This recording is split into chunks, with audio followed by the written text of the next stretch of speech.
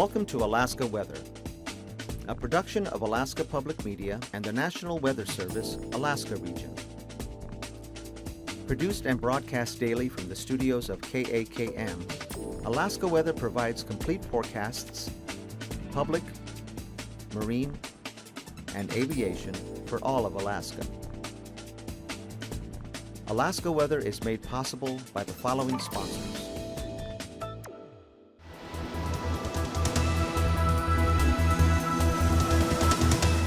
The National Weather Service. Hello and welcome to another edition of Alaska Weather. I'm meteorologist Kimberly Hepner. And when we're not here, you can always visit us online. You can type in either weather.gov, which is sometimes the easiest to remember when you don't have this written down. So the other website is www.arh.noaa.gov. And as always, there's a phone line you can call us at 1-800-472-0391.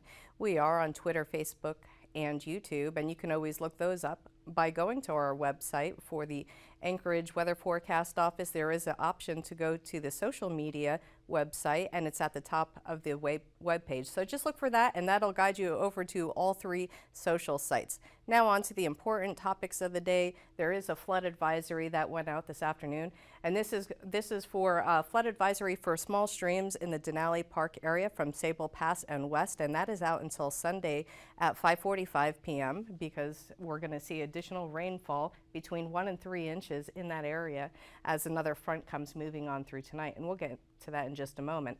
There's another flood advisory out in the southeastern areas, and this is near Hyder for the Salmon River. There's a glacial flood outburst that had occurred, and this is going to be ongoing until about 5 p.m. on Sunday. So stay tuned for updates if you are in those areas. Now, the fire danger is becoming very low at the end of the summer.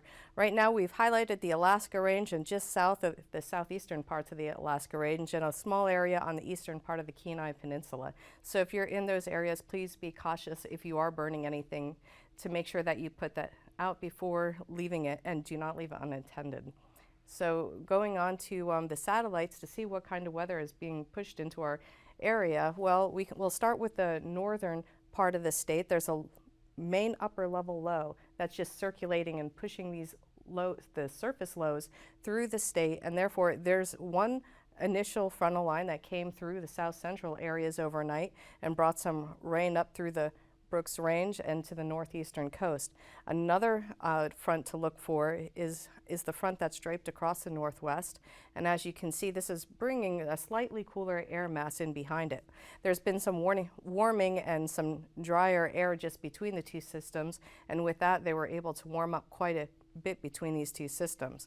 Now, in front of this front going across the southeast, they were able to break out this afternoon of the clouds, so they had a fairly peaceful and quiet day, and not a lot of winds to speak about there. Now, off to the west, there's a large ridge of high pressure that's sitting out over the Bering, and this is basically a clockwise circulation, brings some low clouds. You can't see the low clouds all across the southern parts of the Bering, as the cloud temperatures aren't much different from the surface of the waters, and that's why those clouds aren't picked up. But just below this ridge of pressure, there is also another low approaching from the North Pacific.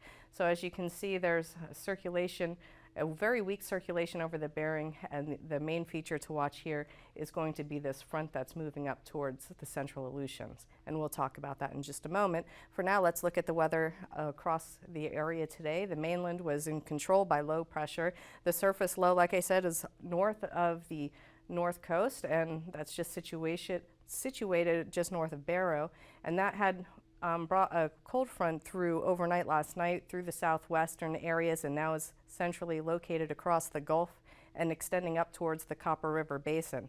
Now, some thunderstorms were beginning to fire off this afternoon across the southeastern Alaska Range, and we're looking at possible thunderstorm activity later this afternoon, early evening hours, all the way over to the Talkeetna Range. So if you're in these areas, please, if you see a thunderstorm, a large cumulonimbus cloud today, you might want to take cover and go indoors because there could be a few lightning strikes out there.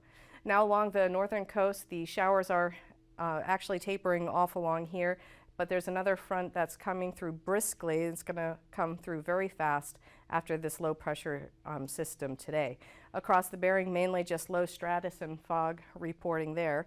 Across the southeast, here it is. They just had this area of the ridging has shifted further to the east, giving them a little bit of a break from the rain today. As we head into your forecast for overnight hours, not much change is going to occur across the southeast. Maybe some of these showers creeping out ahead as there's a little bit of a weak disturbance ahead of this front. So they might see a shower or two this afternoon, but the main concerns are going to be the thunderstorm development across the eastern part of the Alaska Range and possibly the central interior. Most of the thunderstorm activity is going to stay out over Canada. Across the northwest, a weak boundary in this area might fire off a few lingering showers during the overnight hours, and patchy fog will develop along the coastal areas to the north as we head towards the morning. Now there's a chance for some fog development, but patchy at best across the southwest during the overnight hours after this cold front just pushes through. So look out for patchy fog in the morning mainly. Along the Alaska Peninsula, possible showers, but mainly quiet as this high pressure that's been dominating from the Bering all the way over towards the North Pacific is going to be in control of the Alaska Peninsula and eastern Aleutians. However, there might be some showers that move up into the central Aleutians as this North Pacific low just kind of edges up to the north. And then as we head into your forecast for Sunday, not much change with this front. Heads a little bit further north, some light shower activity with it, but the pressure gradient really isn't changing much along this area, so the winds are going to be light and variable. The areas to watch as we head through tonight into tomorrow is going to be around the low pressure system in the Gulf water and the low pressure approaching along the northwest coast. So around these two systems, you can see the isobars are very tight, and we'll have some gusty northwest flow that is going to come across the Bristol Bay area into the western part of the Gulf. Along the northwest areas, expect flow out of the west to south and becoming more southwest as we head through the overnight hours as the pressure gradient remains tight over here. So gusty winds in those areas. Strongest winds will be across the Barren Islands up to 50 miles per hour possible. So if you're a mariner, you might want to check your forecast for tomorrow. It is going to come down as soon as this low starts shoving off closer to the southeast. So by the afternoon hours, those winds should start tapering off. Now across the southeast, expect some shower activity for your Sunday. It's going to be a little bit wet, but this is a weakening system. However, it will continue to bring showers through the day on Sunday as it drifts to the southeastern part of the Gulf. Across the remainder of the state, high pressure is going to start nudging in, and we're going to see things starting to warm up once again. A stationary front will keep the northern parts of the state in cloud cover with patchy fog just off the coast. So they're going to stay cool through the Sunday forecast as the stationary boundary is going to stay through the Seward Peninsula. And then as we head into your forecast on Monday, that's where the ridge is going to really warm up much of the state as we're going to break out of the clouds, and this ridge is going to be extended from the Gulf waters all the way to the eastern Alcan border. Now the southeast might see a few showers, mainly along the southern channels near the Dixon entrance, and they'll begin to clear out at least by Monday afternoon and see probably the warmest temperatures of the last week. Now the cold front that I mentioned is going to be pushing through finally by Monday, and that's going to bring some rain across the northwest coast. This cold front in particular is going to be a bit cooler than the last few that we've seen come by. So actually for the northwest, expect your temperatures to stay quite cool on Monday afternoon. Now across the rest of the Bering, just the ridging is starting to weaken. The low pressure system moving up from the Pacific, that's going to begin to weaken too. So not a lot of flow across the Bering and the Aleutians, so expect some lighter winds on that day and near normal temperatures as we're still in a transition phase and not a lot going on right there. So the warmest temperatures of the day was once again across south central towards the central interior. Warmest temperatures were at McCarthy at 71 this afternoon before I left the office. It was about 4 p.m. when these temperatures were posted. The southeast was able to climb up into the mid-60s across their area with 60s as you head up towards the Brooks Range, quickly falling to the upper 30s and 40s along the northern coast, with Barrow reaching 37 degrees this afternoon. They were a bit cooler. Across the northwestern coast, a little bit cooler in the upper 30s. Down towards the Seward Peninsula is where you see the temperature gradient easing up to 55 degrees. The southwest mainly saw temperatures in the upper to mid 40s. Looking a little bit closer here to the southwest and the Alaska Peninsula, a quick climb to the upper 50s with temperatures in the lower to mid 50s all across the Bering and the Aleutians. Now looking at your temperatures for overnight, the coolest temperatures will be along the Arctic coast, with temperatures dropping into the lower 30s across the central interior, in the mid and upper 40s, with temperatures near 50 along the Gulf Coast and into the southeast. Now across the Alaska Peninsula and Aleutians, they might see lower 50s to upper 40s. Tomorrow's highs are going to be most noticeable across the southwest first, as that ridge builds in the mid 50s to mid 60s, across the southeast mid 60s as well, and all along the northern Gulf Coast. Now looking at the central interior, looking at upper 50s to lower 60s as well, cooler across the northwest in the 40s to mid 50s. Now looking at your flying weather, for much of the state, they're going to see MVFR conditions at some point tomorrow, with possible IFR conditions along the northeastern Gulf Coast locations. IFR also, as this cold front's moving across the eastern part of the Bering, and then all across the area where the ridge is just kind of transversing. We will break out of the MVFR conditions possibly for much of the eastern part of the state during the afternoon tomorrow. Now looking at your passes in more depth, Anaktuvuk Pass is going to be MVFR, and Adigan Pass will be mainly MVFR as well. Lake Clark and Merrill Pass will be MVFR, possibly going to VFR in the afternoon. Rainy also will be MVFR, possibly going to VFR, and Windy Pass will probably be MVFR much of the day. Now we'll see Isabel Pass MVFR, and Mentasta Pass will be MVFR, but probably no thunderstorms to know as we start to stabilize with a little bit cooler temperatures after that next front. Tunita Pass will be MVFR, and Portage will be MVFR to VFR, and Chilkoot and White Pass will both be MVFR. Looking at your freezing level, surface level is still just off the north coast with 2,000 along the Brooks Range and on down to 8,000 as you get towards the Gulf. All the Bering and North Pacific is at 10,000 feet or above. So your icing here is going to be mainly along the low center to the northwest, above 2,000. As you go towards the south, 12,000, and across the southeast, below 14,000, above 10,000. Above 10,000 feet as well across the Aleutians. Here's your flow across the state. Here's the ridge, and the northern flow is coming down 120 knots, going to push that front through the area tomorrow very quickly. Ridge building in with northwest flow during the day tomorrow. Across the southeast to westerly flow at the 3,000 level as well, very similar pattern with the strongest winds mainly to the north and on the backside of that low pressure there in the Gulf of Alaska. Your Alaska, for the turbulence tomorrow, you're going to see across the western Gulf and the northwest part of the state. In just a moment, we'll be back with your marine forecast. Aerostar 31 Hotel, deviation approved. Now get ready to kick in those swamp roots. The convective activity to the northwest looks like it's about to disrupt the flow into Dulles and Nashville. Center, United 483. We're getting a rough ride here. Any chance of higher? United 483, account crossing traffic. Expect higher in 20 miles. Convective activity is popping up. Or maybe there's ice in the clouds. Or low ceilings. Can you get through it safely? Or should you be on the ground waiting out the weather? As an instrument-rated pilot, these are questions you've got to be able to answer. Hi, I'm Jeff Baker. If skies were always clear, pilots wouldn't need instrument ratings below the flight levels. But IFR conditions are a fact of flying. It affects everyone, from the GA pilot to the senior airline captain. As a newly rated instrument pilot, you now have the authority to fly into conditions that would have kept you on the ground before. The first few times you find yourself in the clouds with convective activity in the forecast, a cockpit can feel like the loneliest place in the world. But IFR flight is a team effort, even if you're by yourself in the airplane. It involves everyone from the pre-flight briefers you speak to on the ground to the key players you work with while en route, air traffic controllers, or ATC. Cherokee 88 Alpha suggests a deviation of 30 degrees right.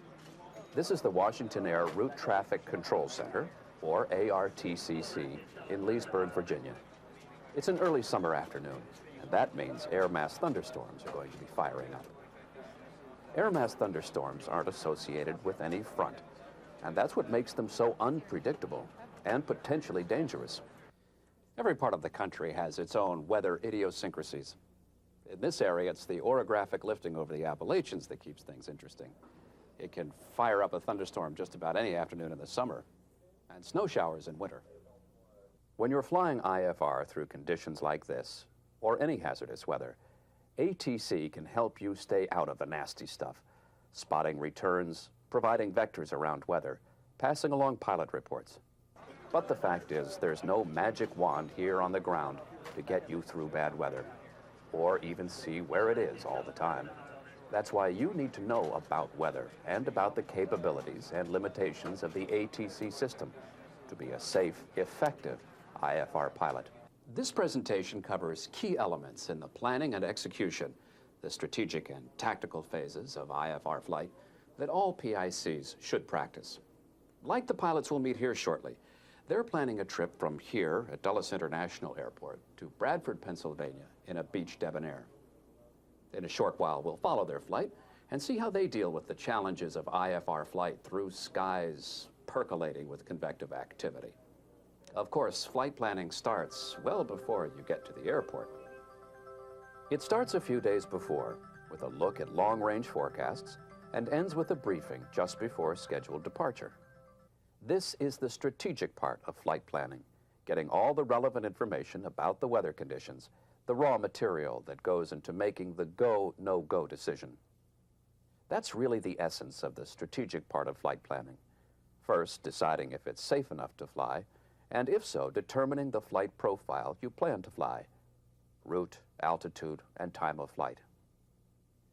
Whether you're a new instrument pilot or an ATP, good strategic flight planning requires answering the same 4 basic questions. What's the big picture like, the system driving the weather?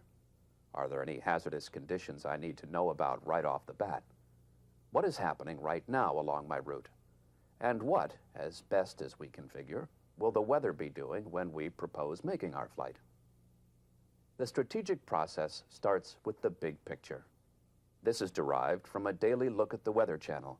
Here you can track the progress of weather systems well in advance of your flight. You'll have a general idea of what the weather will be doing on any given day. Then, as takeoff time approaches, you can use other sources to provide detailed information.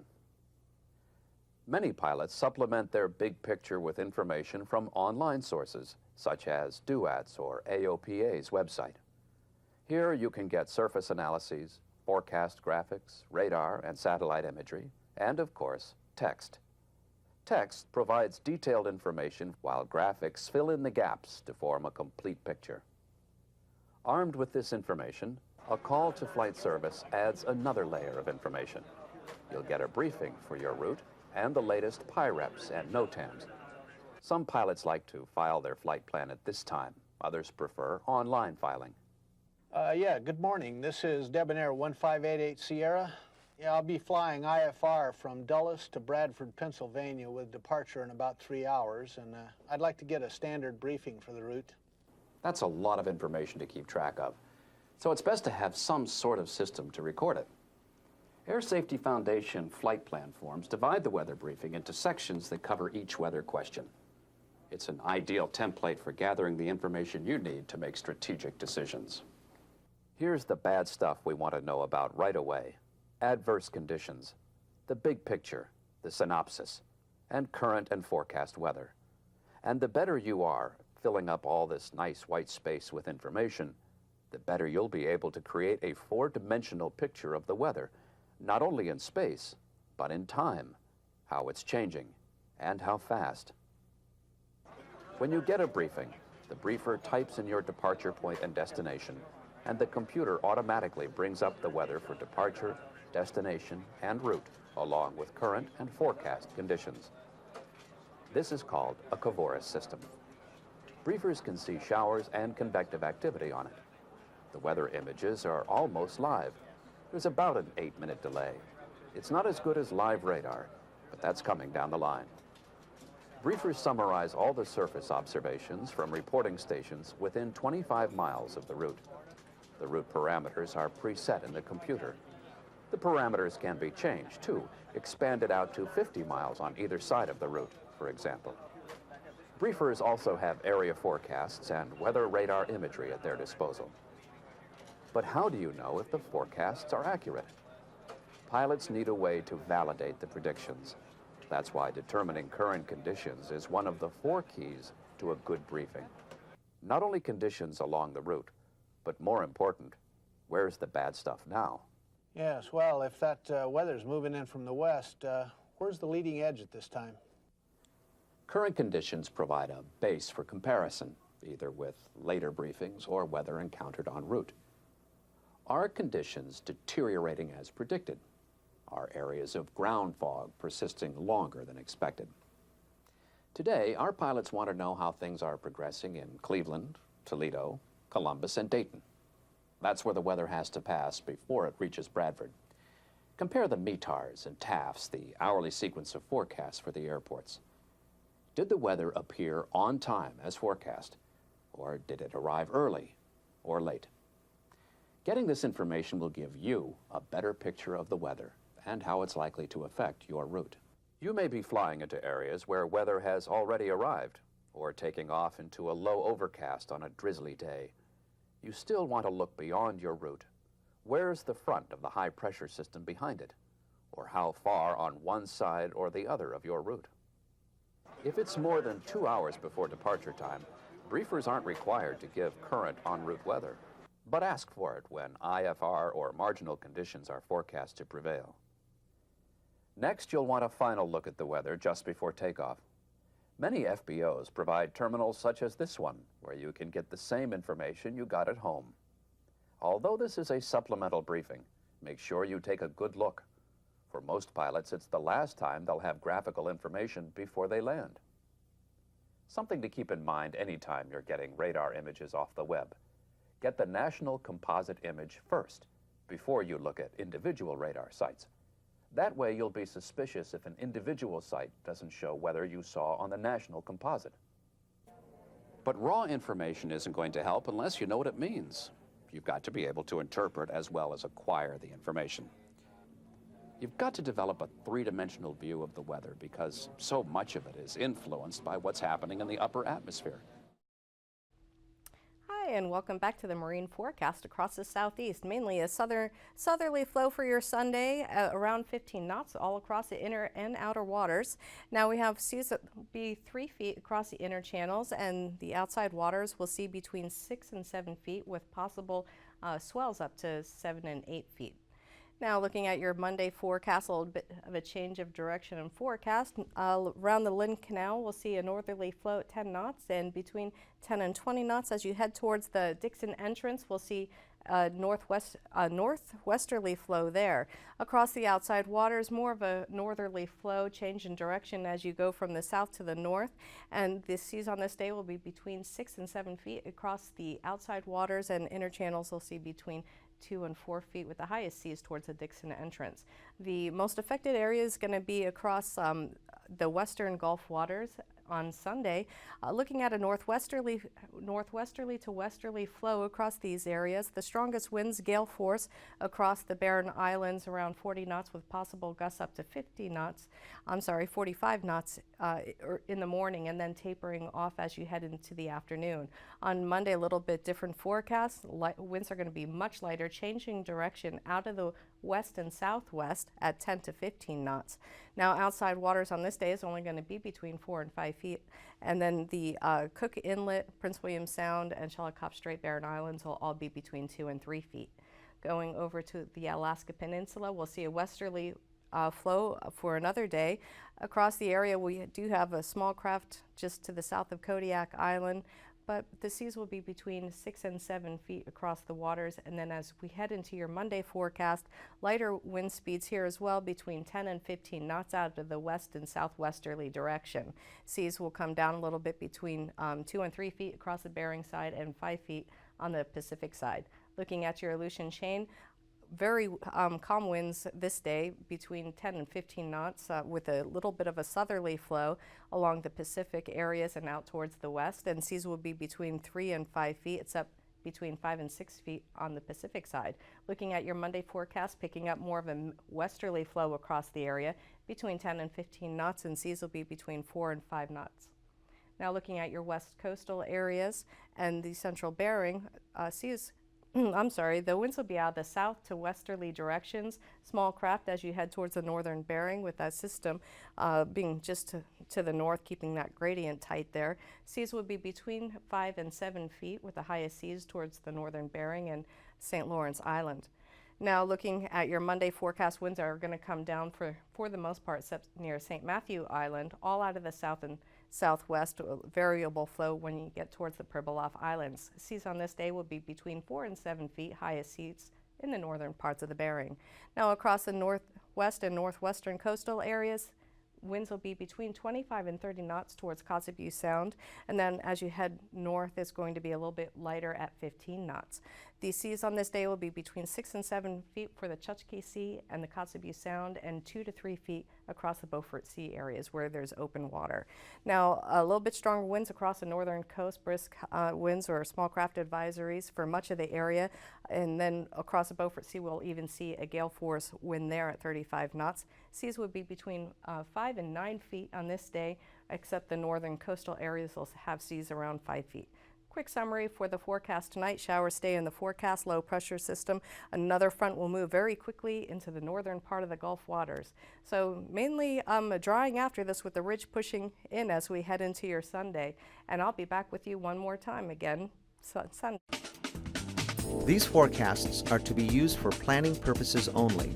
Call 1-800-WX-BRIEF for a formal pre-flight briefing. Always file a flight plan before you go flying. The U.S. Coast Guard Auxiliary urges you to leave a float plan with a friend or the harbor master before you go boating. Alaska Weather is made possible by the following sponsors.